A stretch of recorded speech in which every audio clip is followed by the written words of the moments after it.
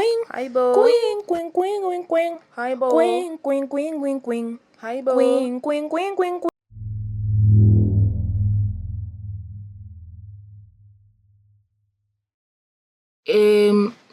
Watching this season for me definitely made me feel very like odd, because I'm not used to seeing people living life. Does that make sense? This it's exposing me to a teenage what is it, an adolescence where there is no such thing as the internet. And I obviously was a teenager that did not experience that. I'm turning 20 this year. But moving forward, I've never seen that before. And on top of that, me being a teenager, I didn't really have a life because I wasn't allowed to. So I wasn't allowed to like go out to my friends' birthday parties. In fact, I remember many times when I was younger, my parents discouraging me from having friends. They were like, no, don't have them. You only need us, your family. You don't really need to have friends, which has damaged me greatly. I can't believe, amongst many other things, I don't feel comfortable going to the internet currently and talking about my issues. I don't feel like the internet is mature enough, and I also feel like you as viewers are not mature enough for that. If I was to categorize the internet as a person, it would be a 3-year-old baby. If you give a 3-year-old baby candy, they're gonna eat it up. They're not gonna take it, put it on the side, and acknowledge you for being brave enough to give them candy. You know what I mean? Like, you guys, a lot of people on the internet are brain rot idiots, and I mean that in the most insulting way possible. You guys don't deserve to hear about the most vulnerable parts of people. It's like giving a person the most sacred version of yourself. You know for a fact they're going to throw that and tatter it and destroy it and destroy you in the making and mess up your mental wellness, your peace, and your positivity. So I'm not interested in letting you guys in the slightest. I've had experience in doing that, and it was very, very, I didn't feel better afterwards. So I know that I won't feel better afterwards from doing it here. So I won't ever do it here. I don't feel like, how like, big celebrities write books and stuff like that. I think I will, but like I will never publish it because you guys don't deserve that. Like, obviously I'll talk about small snippets of life because we're all alive right now. And that's something that you need to remind yourself on a daily. You have a face, you have skin, you have a body, you have eyes. You are a person. You're alive right now. You're not in the ground. You're not a ghost watching over everybody else. You're not a person watching a TV show like how I am in this video. It's something I talk about with myself all the time. But moving forward, you're not gonna get that from me. What you just got is like maybe the tip of the iceberg in terms of things that you will get from me. But moving forward, yeah, it was very nice to see teenagers be teenagers, if that makes sense. Because if you put any person in the scenarios that they were put in, they would do the exact same thing, especially at that age. They literally are children. And it's nice seeing that no matter how bad the cards are of life that is given to you, you can still like prosper and become better from it afterwards. And that was very nice to see. It was very nice to see that. I was really stressed out, and like, yeah, it was nice to see that. It was very reassuring. And also, I was going to say something. And also, this was not what I was going to say, but it's also another point of mine. It was nice. I think it's sad that these kids are being exposed to so much so young, but at the same time I also feel like now that this is something that they're going through, they will know to do better when they're older, hopefully. And their lives will turn around for the better younger. I think it's very important to live a full life as early as possible, because if you never date, when you're 30, when you're 20 and you're free from your house, your family, and the people that were telling you to not date, by the time you go out into the world, you will date a scumbag and he will treat you terribly. And you will think, okay, this is normal. Whereas if you got over all of that in adolescence, over a place where you were more protected because you were a minor, a child, and also, you could go home to your parents, then that would have been so much more different. You would have been able to grow from that and really become a more wiser, better person. So that when you went into into adulthood, you would go with a more with a more knowing, with more knowledge, and with more safety. Whereas people who don't do that, you'll go into your 20s and having never lived life, and then when you finally live life, boom, ish hits the fan, you go broke. You're gonna be homeless. Your parents are not gonna allow you to come back to the house. Now what? Time if you were if you lived life younger in your teens, you would have been able to be like, okay, I messed up. I can start from the bottom. I can get back on scratch. I can get back on my heads and tails. I can get up back on my feet at my parents' house. And, blah, blah, blah, blah, blah, blah, blah, blah, blah, blah. There's more security that minors have, even though it feels, this show is so exemplary of so many different things and about how heightened teenage emotions are. I don't like hearing about, oh, you're young, you don't know anything about love. I don't like hearing that stuff being taught to teenagers. I don't like their feelings being invalidated. I do think that kids are the most disrespected people on planet Earth and disregarded. We do not respect kids like how we should as adults and as human beings. And one of the perks also of having all of this experience so young, which is it's not good that they're going through these things, but unfortunately they are. I'm not saying, oh yeah, go through it, don't go take drugs, go yam yam your teacher, either ways. I'm saying it's unfortunate that this is happening, but there's something to learn from it. Having the case, yeah, they'll also through them having such a large friend group, I feel like they'll also be more educated on topics, on knowing how to deal with certain situations, if that makes sense. Oh, my friend is homeless and their parents don't have them. They'll know how to handle certain situations and how to be more delicate with certain situations and certain ways of communicating with people. Tony now knows being a twat is not going to get you anywhere. And the only way he learned that was through experiencing it. With some people, it comes easy. A, B, C, easiest, 1, 2, 3. It's something that you don't even have to communicate with them in order for them to know. But the thing is, and you can judge these people as much as you want, some people don't know that. Some people need to learn it the hard way. And with some people, if you sat down with them as a parent and had a one-on-one once, they would have known that was not okay. But you didn't. Moving forward, it's very important to be a present parent in your lives. Get off that Instagram, get off the Instagram Reels, the TikTok, Facebook, Twitter, and talk to your mother effing children. And don't yell at them and lecture them. Get to know them. Take them out for ice cream. And if they don't want to say anything to you, then that's fine. You are not the controller of when they speak. They are. And if they choose to speak to you, then that's a blessing. Moving on. Them having such a huge friend group is just such a blessing also. Because you can tell that there's genuine love between all of these people and that their friendship comes from a place of genuinity and that there's nothing slimy or nasty behind why they are associated with each other. They didn't meet through manipulation. Even though Tony's a manipulator, he genuinely loves all of his friends. Does that make sense? Even though he treats them badly, he genuinely loves all of his friends. Those are his true friends. And it's such an admirable thing and a sad thing. But yeah, we all have different ways of learning in this world. I don't want to judge them too harshly because, as I said, they're children, and on top of them being children, life is a highway. I want to ride it all night long. Literally, they're experiencing life. They're experiencing every single moment, like how you're experiencing every single moment.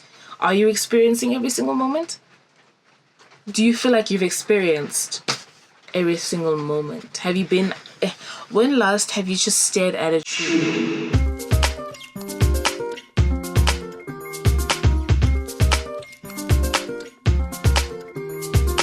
Moving forward, yeah, there's just so many different things that I'm learning through watching this TV show and through having watched season 1 so far. I'm excited to see season 2, as I said, for the 3rd time, I think now.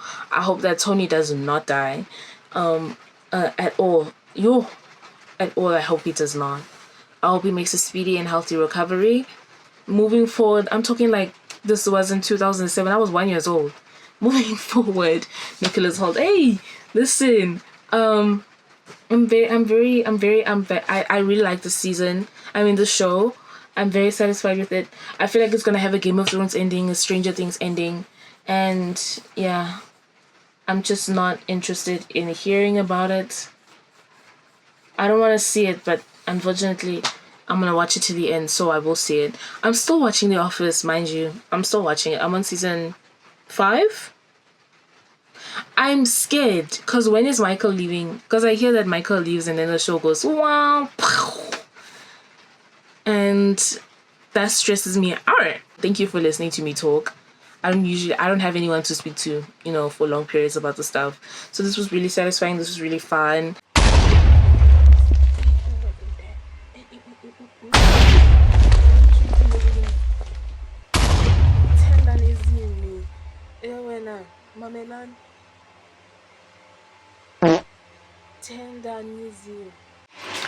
I finished watching season 2 of Skins 2 days ago. I was too emotional to talk about how it ended and how it concluded. Sorry, I'm sick. I was too emotional to talk about how it ended and how it concluded. There was a lot of tears coming from my side based on how it ended. As I said, spoiler alerts. Please don't, please don't. Don't do what I don't. Please don't. You don't know what's going on in that show otherwise. And then I started it was very emotional. I think Skins is a very nice thing. It will stick with me forever. I'm not ready to rewatch it just yet. You know what I am ready to rewatch? Either way, it's, I've calmed down, I've processed it, and I'm ready to rewatch it. But yeah, the Skins was definitely Gen 1 season 1. It's just good TV. Does that make sense? It's really good. You know how I smell food being cooked. Either ways, it could be the neighbors. I'm not gonna even tell. But you know how there's a standard. I've been saying this for a while to myself. I have a lot of conversations by myself. But the thing is, I don't have access to things to write essays with people. So. But I've been saying that there's TV has a good standard. All TV is good TV if you put effort into the writing, the story, the plot, and not think about the monetary. Stop thinking about how can I make money off of this, and think about what is this, what does it mean, blah blah blah. I feel like all TV is good TV if it follows that, and that there's a standard of good TV. There's just a standard. All TV is good TV. If it's bad TV, it's Bridgerton season 3. Period. Either ways, I'm scared for Bridgerton season 4. I don't think I'm gonna watch it. But yeah, I just think. I just said that. Either ways, I just think all TV is good TV, except when it is TV made for the sole purpose of making money. Because the unfortunate thing is, and the unfortunate reality is that these big companies are making money, and these TV shows that get super, super famous, they end up being famous for the fact that they make money, and not for the fact that and for a good amount of the fact that they touch our hearts. But then once it touches our hearts and they see, oh, we can make money, they're like, let's destroy it. Let's destroy the TV show. And I hate that. I really, really hate that. I don't like it at all. I mean, Game of Thrones is terrible. The ending, I wouldn't say the ending is terrible, but like when I watched it, guys, I wasn't watching it with a lucid mind. So like I need to rewatch Game of Thrones, but that's like a whole Bible. And I've been talking about how I want to rewatch it, but it's like a whole Bible. Game of Thrones is like a whole Bible. Every episode is like master decipher type ish, but it's also super entertaining even if you don't know what you're looking at. Listen, even if you don't understand what's going on, it's still entertaining. That being said, that being said, I'm super. I need to go rewatch it. It's just this old TV is good TV. It's just Skins is good TV. Skins is what the standard should be. Every TV show should be as good as Skins is. Every TV show is as good as Skins is. But once you start factoring in those caca facts, like I said, I'm gonna write down the caca facts. I'm gonna write it down somewhere. I'll put it somewhere as a file and then I'll reference to it often. Listen, caca facts. Once caca facts start being added into the things, that's when it starts losing its quality. That's when it starts becoming gag, nonsense. And I don't want to watch it. I really don't. I really don't. Stranger Things season 5, I didn't want to watch. I told y'all. But the person who was doing my hair, who did these braids, said they wanted to watch. And they were doing my braids for free. So I had to listen. I had to mark plan. Otherwise, I watched it. I strongly dislike the season. Every single time. I don't like that. Like, I want to start the conversation online. I'm being held. I want to start the conversation online about like Stranger Things and how I don't like season 4 and 5. But people keep on being like, oh yeah, season 4 was peak. And you know how the internet is. I say it all the time on here. Recently, I've been saying it a lot. You guys can't handle different opinions. The internet is like an immature child. You can't tell a child who's in love with Ben 10 that you don't like Ben 10 because they'll take offense. Like it's like as if Ben 10 is gonna disappear because you don't like because I don't like it and you like it. My phone's gonna die. What? Either ways, yeah. So, that's why I don't talk about things. But here's my safe space because no one's watching. Period. For me, it's just I see all I wanted from Stranger Things was for it to be like the small, cozy TV show. Does that make sense? Stranger Things season 1 was very small and cozy. Same with season 2, partially with season 3. Season 3 was the best season in my opinion. I said that before, I'll say it again. Best season in my opinion. I really loved season 3. And then you get to season 4 and you can see they're starting to incorporate.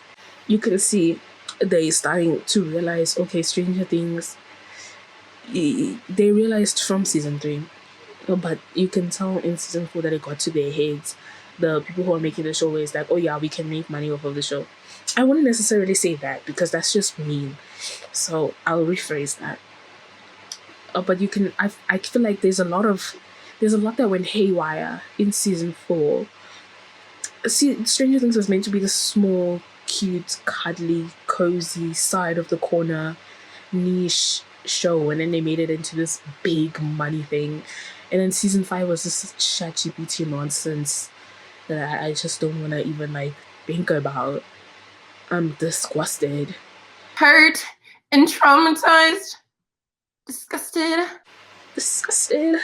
Like hurt and traumatized type ish.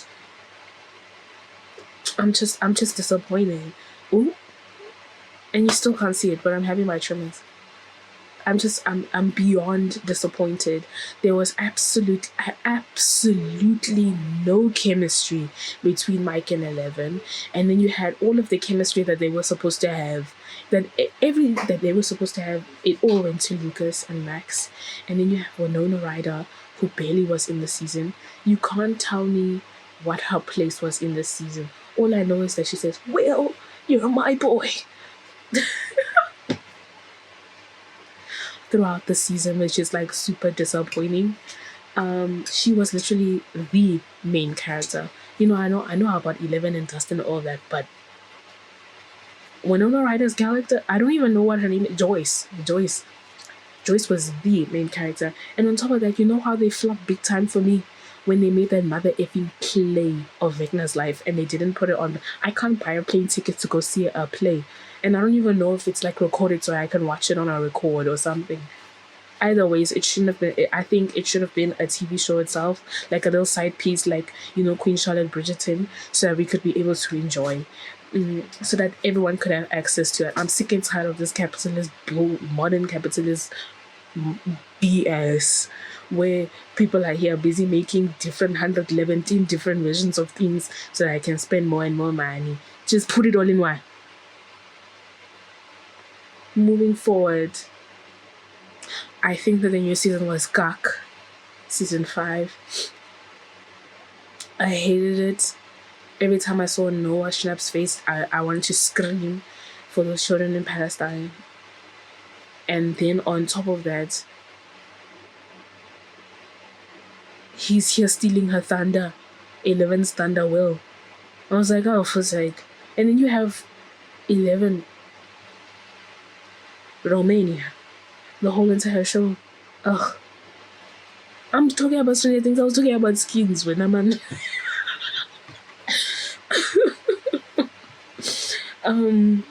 So yeah, Skins is just basic bad TV. Good TV. Like, good TV. There's a standard of good TV. Good TV is on a ranking. And Skins is the base content, textbook example of what a good TV show is and what it's supposed to be, and how to treat certain topics, certain serious topics. Even though I have no experience in them, so I can't really be the one to talk. But like, yeah, so far as a viewer, that's my opinion. That's my opinion. That's my opinion on Skins season 2. I started season 3. I don't like Cook. I'm hearing everyone talk about how Cook is a nice guy, so I hope he has a redemption arc like Tony. I loved everyone at the end of the day. At the end of season 2, I loved everyone, even Tony with his whack ass. I loved everyone. I disliked Sid a little bit, but I loved everyone at the end of the day. They're all just people trying to make it out, and they made it out, period. But yeah, I don't like Cook. I don't know anyone else. I think this guy's name is Lentil. I don't know. I remember they wrote his name as Lentil in the comment section, or Lawrence. I don't know. But otherwise, Cook, Lawrence, and JJ. I skis for JJ that he has to witness Cook's nonsense. But yeah, I don't support Cook, even though he's Remy and that guy from Lady Chatterley's lover. That's my guilty pleasure. Either ways. Shut up. It's a beautiful story. Shut up. Moving forward, Skins was really nice season 2. I'm starting season 3, and now you know.